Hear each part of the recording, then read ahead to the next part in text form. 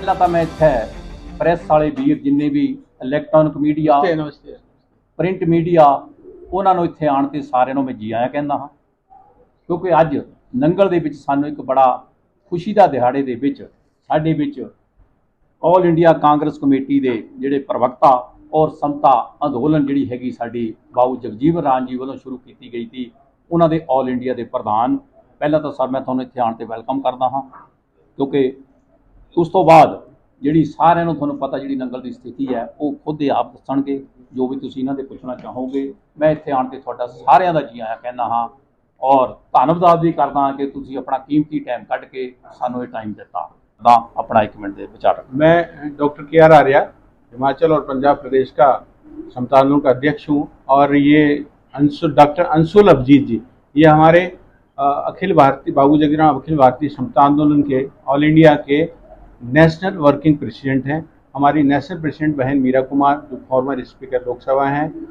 बहुत दिनों से मेरा इनसे आग्रह था कि आप नंगल और हिमाचल ऊना का स्पेशली दौरा करें और हमारे लोगों से मिलें, स्पेशली हमारे पदाधिकारी से मिलें, और हमारी मीडिया, ये जितने भी मीडिया, अंशुल जी मैं एक बात बताना चाहूँगा, ये मीडिया के जो लोग हैं हमारे बहुत अच्छे मित्र हैं और बहुत ही वेरी नाइस, और जितने भी हैं और हर समस्या इस इलाके की उठाते हैं।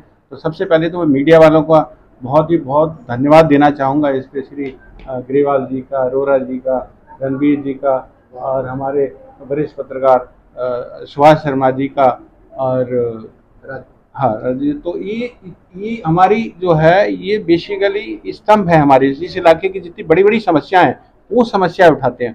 हमने समता आंदोलन की बात इधर शुरू की, ये हर मुद्दे को लेके चलते हैं, और बाबू जगजीवन राम जी की जितनी भी देन कहें तो उस चीज़ को ये बहुत, मैंने पीछे एक इनके साथ मीडिया के साथ वार्ता की थी, इनके साथ डिनर भी रखा था, तो बहुत बढ़िया इनका कवरेज था।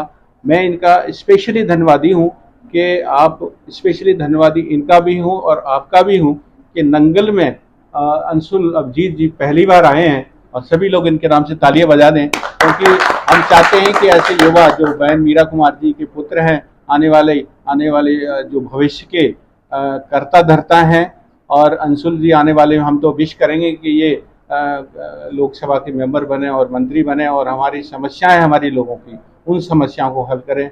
इसी के साथ मैं ज़्यादा वक्त न लेता हुआ सभी पत्रकार भाइयों का, सभी लोग बहुत बहुत शुक्रिया डॉक्टर आर्या, और मैं बहुत आभारी हूँ आप लोग प्रेस के बंधु यहाँ पर आए और आपने वक्त निकाला कि मेरे साथ एक तरह से गुफ्तगू कर सकें, बातचीत कर सकें। मैं आप सबका दिल से आभार व्यक्त करना चाहता हूँ। डॉक्टर आर्या तो यहाँ पर मुझे बहुत दिन से बुला रहे थे। मेरी खुशकिस्मती है कि यहाँ पर इस पावन धरती पे आया हूँ मैं, और डॉक्टर आर्या यहाँ पर बहुत दिनों से सुदृढ़ हैं, मजबूत हैं, और बाबू जगजीवन राम जो मेरे नाना जी थे, वो उनकी विचारधारा, उनकी सोच, उनका संदेश, उनका संघर्ष को आगे ले जाने में, अगली पीढ़ी तक ले जाने में, वो तो हमें विरासत में मिली है। वो एक बहुत यहाँ पर एक सक्रिय उनका योगदान है, सक्रिय कार्यक्रम वहाँ पर कर रहे हैं, और ये ज़रूरत भी है, क्योंकि ये विरासत कोई मेरी अपनी व्यक्ति विशेष की विरासत नहीं, वो हम सब की है। बाबूजी जो थे, और इसी वजह से ऑल इंडिया समता मूवमेंट हम चला रहे हैं उनके नाम पर। बाबूजी से वो हमेशा समता और समरसता की बात करते थे, और छोटे से गांव में 115 साल पहले उनकी पैदाइशी हुई चंदवा में, उनको भेदभाव का सामना करना पड़ा।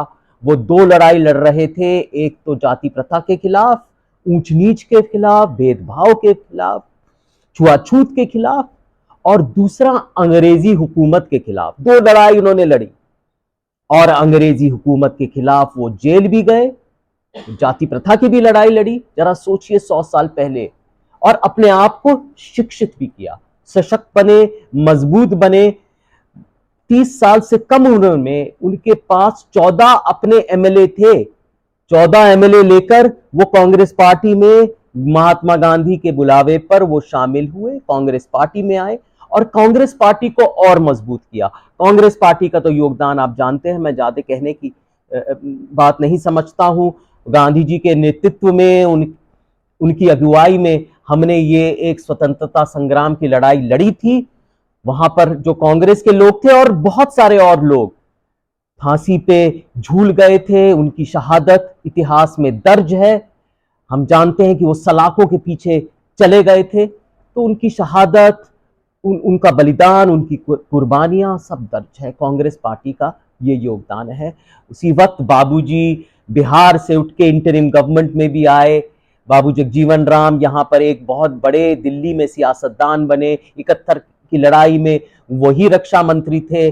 जब हरित क्रांति आई तो वही वहां पर कृषि मंत्री थे, और एक तरह से हरित क्रांति की शुरुआत भी यहीं से हुई।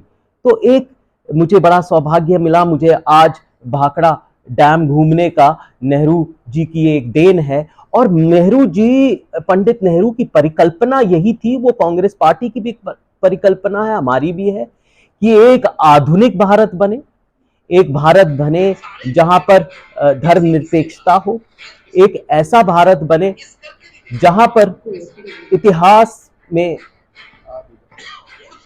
ऐसा भारत बने जहां पर इतिहास के जो आधुनिक मंदिर हैं उनकी स्थापना हो। भाखड़ा नंगल डैम जैसे, पीएसयूज जैसे। उस समय भारत जब आजाद हुआ तो केंद्र सरकार के अलावा किसी के पास वो न पूंजी थी कि वो निवेश कर सके, तो निजी निवेश बिल्कुल नामुमकिन था।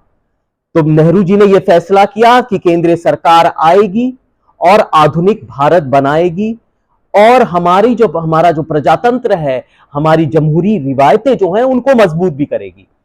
तो हमने ये देखा, एक तरह से ये आधुनिक भारत का मंदिर ही नहीं, ये एक आस्था का स्थल है हमारे लिए, एक श्रद्धा का स्थल है, क्योंकि हम जाके वहां पर पूजा करते हैं आधुनिक भारत के लिए, उसकी भविष्य के लिए, और जल्दी से जल्दी ये एक तरह से और मजबूत हो और सशक्त हो और संपन्न हो। उसके लिए समता भी बहुत जरूरत है।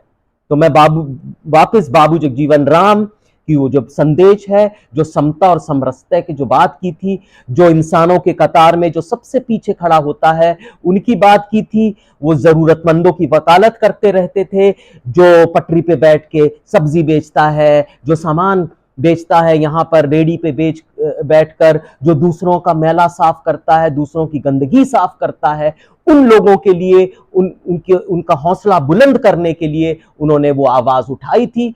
और कांग्रेस की यही विचारधारा रही है कि वो उन लोगों की जो रोटी प्याज और नमक के साथ खाते हैं उनकी बात वो करे। देखिए, बाबूजी ये कहा करते थे, और बहुत एक अनोखी बात है कि ऊपर वाला समदर्शी है या नहीं है, ऊपर वाला समदर्शी है या नहीं है, इस पे बहस तो हो सकती है, लेकिन भूख तो सभी को लगती है।